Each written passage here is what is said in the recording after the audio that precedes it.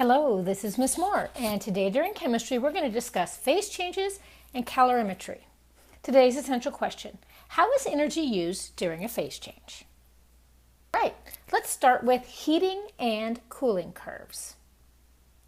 A heating or cooling curve is a plot of temperature versus time for a process when energy is added or removed at a constant rate. It is possible to investigate the changes from one phase to another, meaning going from solid to liquid, liquid to gas. So it is possible to investigate the changes from one phase to another when the pressure is kept constant and energy is added or removed. Only the temperature is changed. Heating curves first. Here we're going to talk about what a heating curve is, and more importantly, what kind of information we can get from a heating curve. So, starting with a solid below its melting point, meaning it's still a solid, the following effects can be observed as we're heating this solid, okay? So first of all, the temperature of the solid increases at a constant rate until it begins to melt. That's important.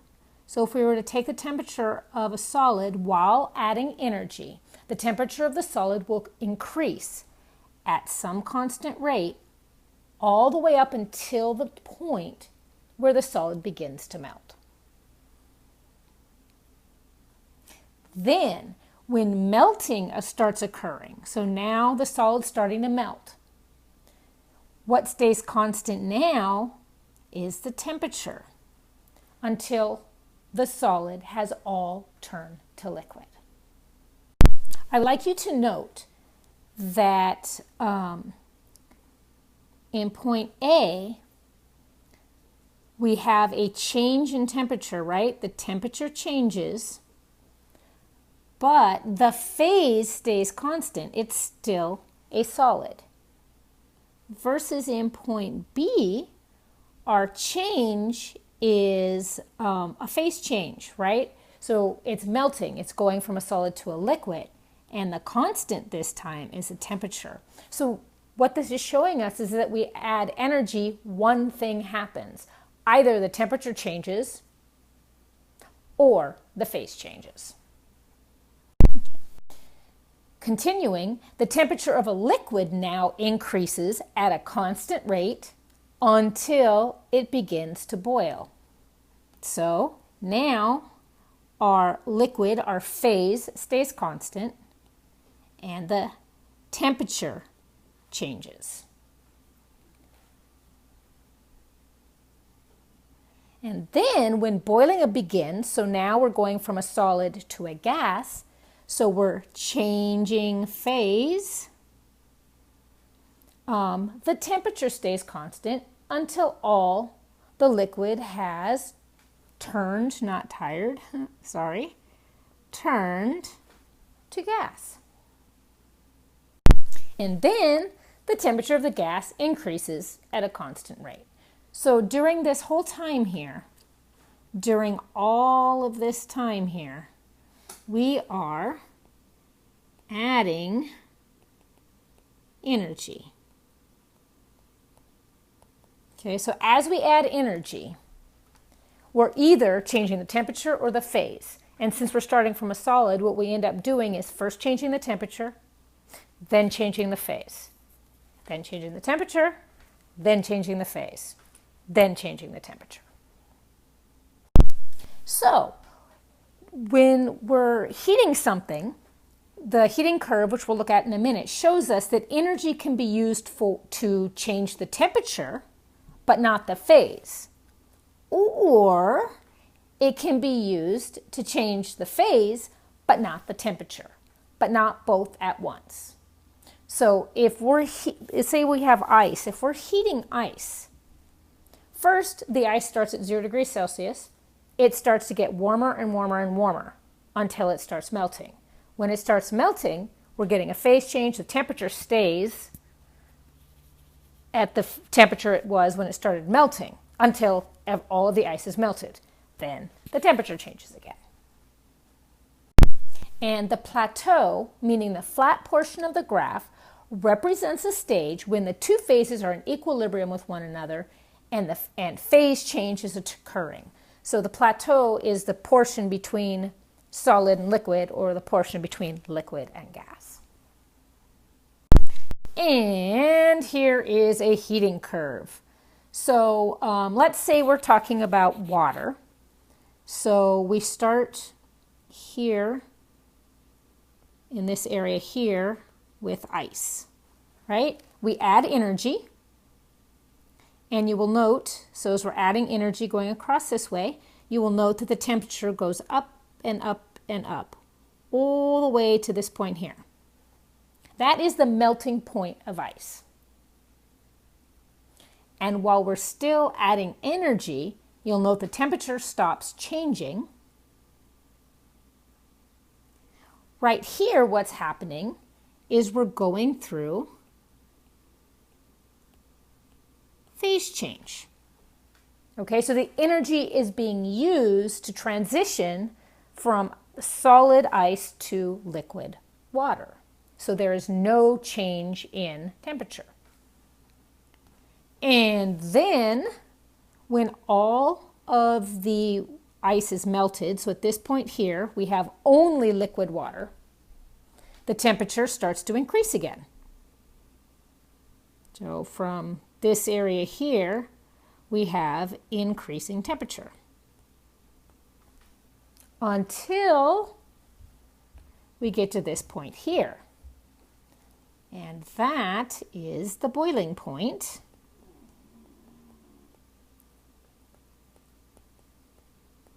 And at this point, we're starting to make gas. So at this next plateau, no more temperature increase. We have another phase change. At this point, the liquid is turning into a gas. And then, as we continue adding energy, we get to a point where all of the liquid is now gas and the temperature starts to increase again. Okay, so that is what a heating curve looks like and what it tells us about going from a solid to a liquid to a gas. In our example, water, but it could be anything. All right, so in the regions where the temperature of the solid, the liquid, or the gas is being increased, the amount of energy being added can be calculated using Q equals mc delta T. So where Q is energy in joules normally, or kilojoules, M is mass, C is specific heat capacity, and delta T is change in temperature. So I'm going to go back to our heating curve and let's fill in where would we use Q equals mc delta T. We would use it whenever the temperature is increasing. So in this area here, right, would be Q equals mc delta T. In this area here, Q equals mc delta T. And in this area here, Q equals mc delta T. And that is because in all of those regions, we have a change in temperature. As we increase energy, the temperature is increasing. All right, when the solid is melting, so at this point we're going from solid to liquid, during that transition time, the amount of energy added is Q equals delta H fusion times moles, where delta H, fusion is the molar enthalpy of fusion and is the energy absorbed when 1 mole of a solid melts. So let's identify when would we use Q equals delta H fusion times moles. All right, so in this area right here, solid melting, this plateau, this is the area where we're going from solid to liquid. And this is where we would be, to calculate energy use, we'd be using Q equals delta H. Oh, that looks terrible. Fusion times moles. When in the area on the graph where the liquid is boiling, so now we're going from liquid to gas, the amount of energy being added is, you can calculate by using Q equals delta H vaporization times moles. And delta H vaporization is the molar enthalpy of vaporization and is the energy absorbed when 1 mole of liquid vaporizes. All right, so let's go identify on the graph when we would use this equation. So at this second plateau here, this is where we're going from a liquid to a gas, phase change. So we'll be using the formula Q equals delta H vape times moles. On to cooling curves. And truthfully, cooling curve is the exact same process as the heating curve, and we can actually read it the same way, looking for the plateaus and the slopes and all of that stuff. But this time energy is released rather than, there you go, rather than absorbed. So here is an example of a cooling curve. So here, in this area here, energy is being released, and we're going from a gas in this area. We're moving towards a liquid. So at this point here, we're in phase change. Phase change. And so we're at this moment going from liquid to gas in that area. And we'll be using the equation Q equals delta H, which one? Vaporization times moles. And in this section here, we now have a liquid that is cooling down. So we'll be using the equation Q equals mc delta T, right? It's changing temperature. And then we get to our next plateau. And again, this is a phase change. So we're no longer changing temperature, we're changing phase. We're going from a liquid to a solid. And we'll be using Q equals delta H fusion times moles. And in this last area here, we are still cooling. We're at a solid, and the solid is cooling down. So we'll be using, so no phase change, we'd have a change in temperature instead. And we'll be using Q equals mc delta T, which, by the way, I didn't point out, we'll also be using at the beginning here. Oh man, mess. Q equals mc delta T. All right, so as you can see, a cooling curve is very much like a heating curve. Gives us the same information. On to calorimetry. So calorimetry is an experimental technique used to measure energy changes in a system. The system, which can be either a chemical reaction, it can be a phase change. So the system is put into thermal contact with a heat bath, often water, but not necessary. And the heat capacity of the heat bath will be known. As a chemical reaction or phase change takes place, energy is transferred between the system, which is going to be the thing that's changing phase, or it's the chemical reaction, and the surround, which is going to be the heat bath. So again, as a chemical reaction or phase change takes place, the energy is transferred between the system and surround. And we can measure that. So if we know the specific heat capacity of the substance in the heat bath, we can calculate the amount of energy that has been transferred between the system and surround, or the heat bath. And we'll be using the equation Q equals mc delta T, or energy equals mass times specific heat times the change in temperature. If the temperature of the heat bath increases, then the processed released energy, right, either the phase change or the chemical equation or a reaction. So if it released energy, then it was an exothermic process.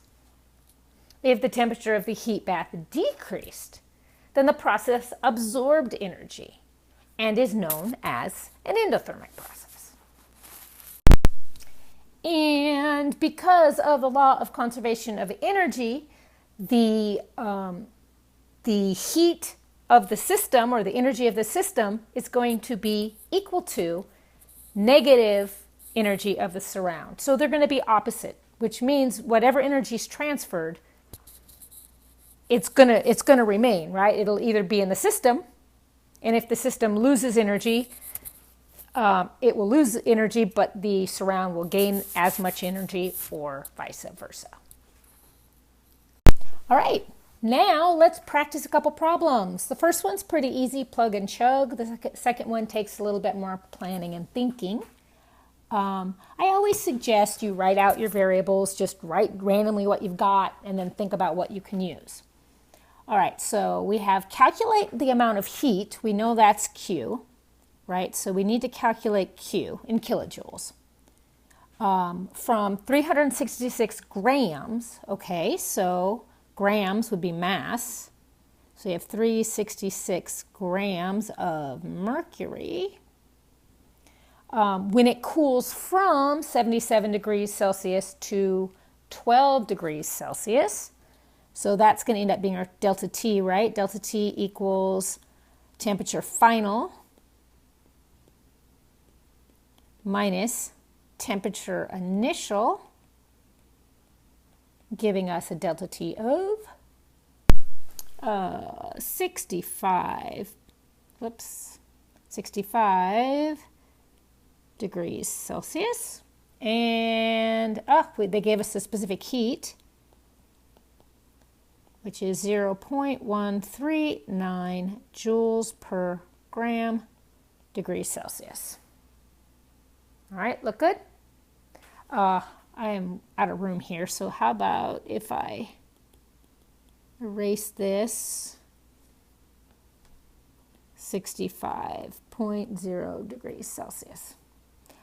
All right, so now if we stare at this for a minute, we've got Q, M, delta T, and C. Well, gosh, this is just a straight plug and chug, isn't it? Because we know Q equals M, C, delta T. So Q equals M, C,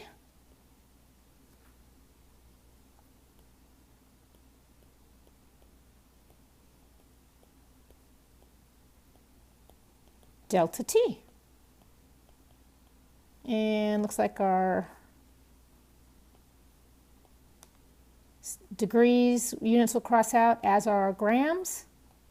So all we got left to do is to put that in our calculators.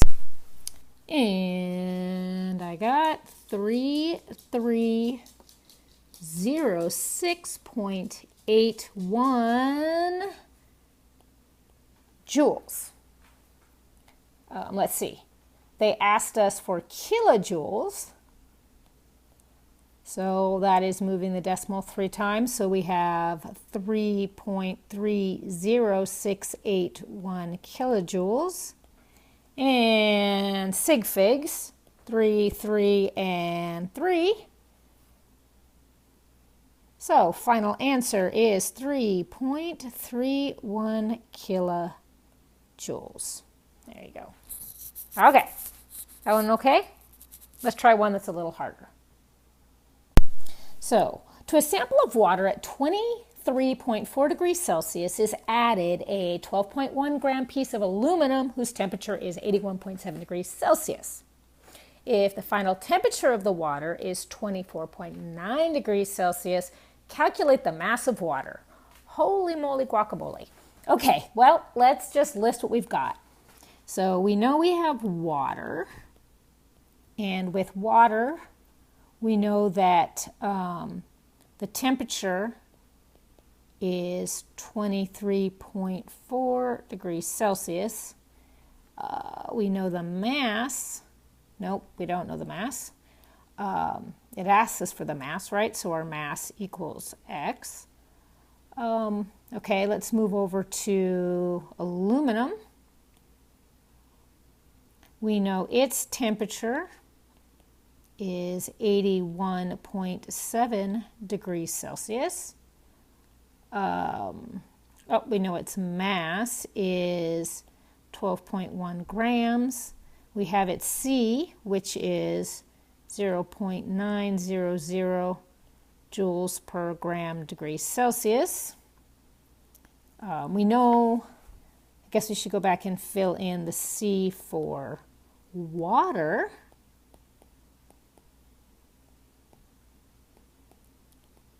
All right, so now we need to think for a minute. The only information I didn't write down here is the final temperature of the water. So we should stick that in. So T final for the water is 24.9 degrees Celsius. Now, if you think about this for a minute, being that we put the aluminum in the water, and if we're waiting for the final temperature of the water, wouldn't the aluminum also equalize out and be the same temperature? The answer is yes. So we know our final temperature of aluminum as well, which is 24.9 degrees Celsius. Okay, so now the question is, what in the world do we do with all this information? All right, let me start a new page so we have a little bit more room to work. All right, so I guess the easiest thing we can do to start with is calculate our delta T's. So for water, we would have 1.5 degrees Celsius. And for aluminum, whoops, wrong color. For aluminum, looks like 56.8 degrees Celsius. All right, so now, what do we do? Well, we could think as these two things as being system and surround, with it not really mattering which one's which. If I were to make this one, we call this one the system. We could call this one the surround.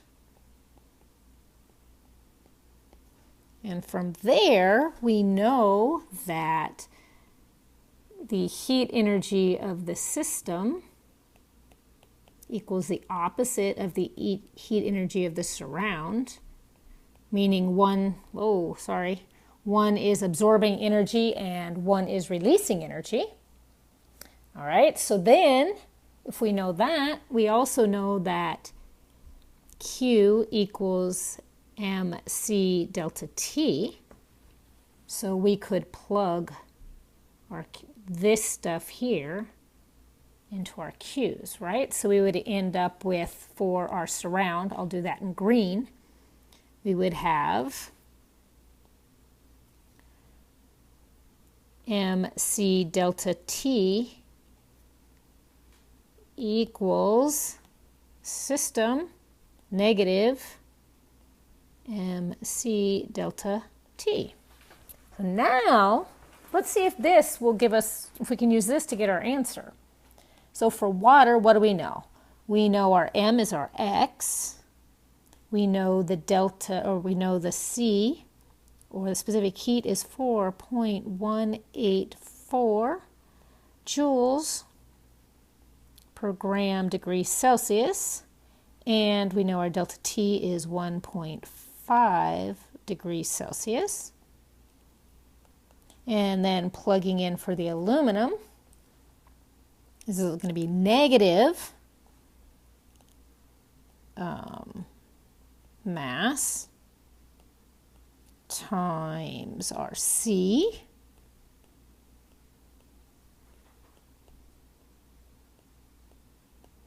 times our delta T, which is 56.8 degrees Celsius.